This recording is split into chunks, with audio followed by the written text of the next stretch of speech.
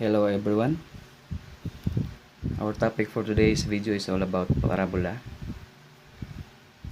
This is just an introduction to show the basic principles and parts about parabola. First, we have the definition. What do we mean by parabola? Now, based on a book from Sullivan, from its book Pre-Calculus, it states that a parabola is defined as the collection of all points P in a plane that are the same distance from a fixed point F as they are from a fixed line D. The point F is called the focus of the parabola, and the line D is its directrix. As a result, a parabola is the set of points P for which the distance between point F to P is equal to the distance between point P to D. Now, to better understand what we mean by this definition, we have some illustration to show. Now, based on our illustration, the parabola was generated through this line, which is our directrix, and from this point F, which is the focus.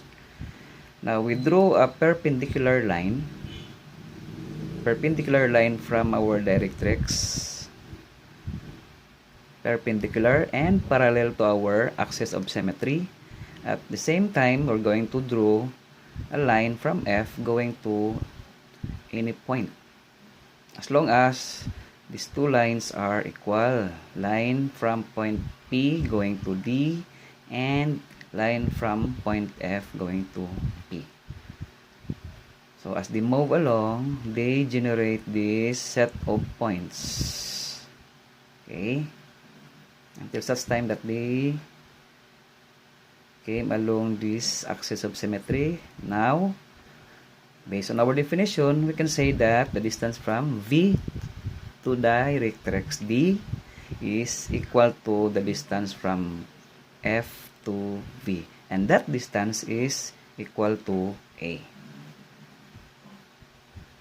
From the focus going to the vertex, the measure is A. The same with the distance from the vertex going to the directrix, which is also equal to A.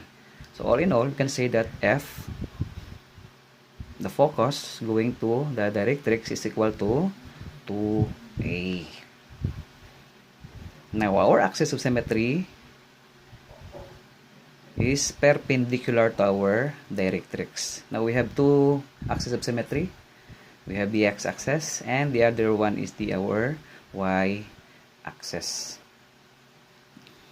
Now, if we draw a line directly intersecting our focus, going down straight to any point on our parabola. So, in this case, we have point M.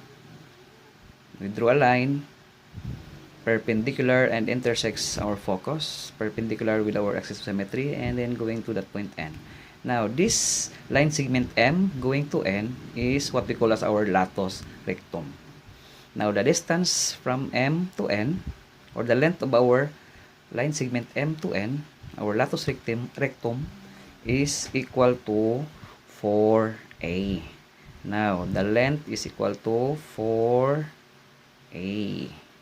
So, basically, M to F is 2A, and F to N is also 2A. So, take note of that because that is very important during our next discussion when we talk about finding the equation of a parabola and discussing the equation of a parabola.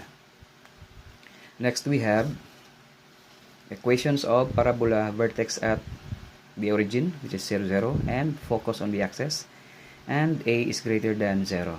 Now, A here is, we're talking about the distance from the focus going to the vertex. So, A is the distance from the focus going to the vertex, or from the vertex going to the focus. That is our A. That is what we're talking about, this A here.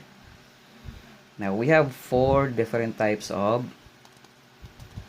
equation based on their form, and we have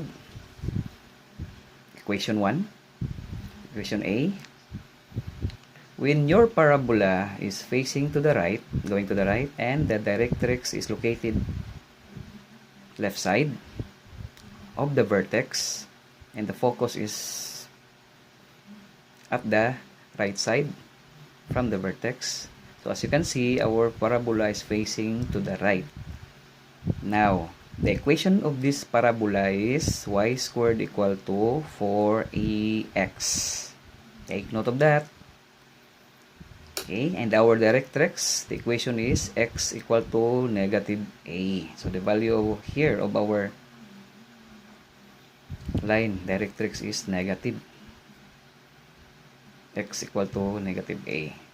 Next, we have our equation number 2. Now, this time, if our parabola is facing to the left, the directrix is at the right side from the vertex, and the focus is on the left side. Our axis of symmetry is our x-axis. Now, our directrix here is the line x equal to a, positive. Because in this case, from the origin going to the right is positive. Now, the equation of that given parabola is y squared equal to negative 4ex. Okay, take note of that because we're going to use this one when we discuss about equation of parabola, finding the equation of parabola. The third type of our equation, the third form of our parabola is the one that is facing upward. Now, in this case, our directrix is y, line y negative. The value of our line here, no, y is negative because from the origin below, y is all negative. Then our focus is positive. So we have 0, the value of x is 0, and our y is a positive. Basically, our parabola here is facing upward. Now, our equation this time is x squared equal to 4ay. Take note that x is squared. X squared is equal to 4ay. The last form of our parabola, letter D. Now, this time, our parabola is facing downward. And the directrix is equal to, the line y is equal to a, which is positive because from the origin, going up, the value of y is positive. Now, our focus is below the origin. Therefore, we have this negative a value for our y because all values of y here going down is negative. And our x is 0 because we are at the y-axis. And the value of x here is 0. Now, the equation for this given type of parabola facing downward is x squared equal to negative 4ay. Now, take note of that, of all equation pertaining to the form and where the parabola is facing, because that's very important when we solve for our equation. Thank you very much for watching this video. Next time, we're going to solve for the equation. We're going to discuss the equation of our parabola with vertex at the origin. See you next time.